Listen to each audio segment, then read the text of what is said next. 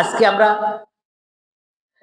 মোটামুটি উৎফুল্লভাবে বাংলাদেশের 50% উপর মানুষ উৎফুল্ল আনন্দচিত্ত যে বাংলাদেশের একজন ব্যক্তি তিনি প্রায় 17 বছর নির্বাসনেই ছিলেন আমার দৃষ্টিকোণ থেকে।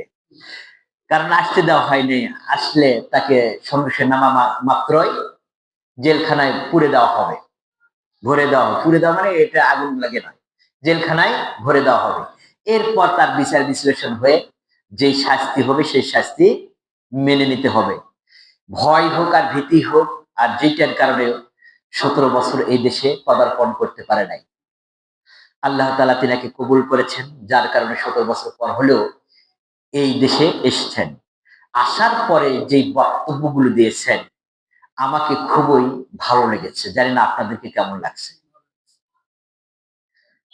উনি একটা বক্তব্যের মধ্যে একটা কথা বলেছেন, আমি আল্লাহর দরবারে ফরিয়াদ করতেছি রব্বুল আলামিন যেন আমাদেরকে এই ভূখণ্ডে ইনসাফ প্রতিষ্ঠিত করার তৌফিক যেন দান করেন।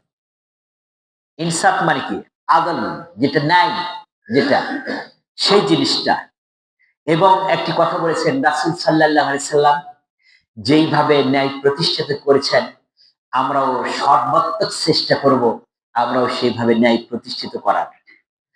আল্লাহ তাআলা এটা যদি তিনি মন থেকে বলে থাকেন, আল্লাহ তাআলা তিনাকে দিনের জন্য কবুল করে নেন। সবাই বলে আমিন।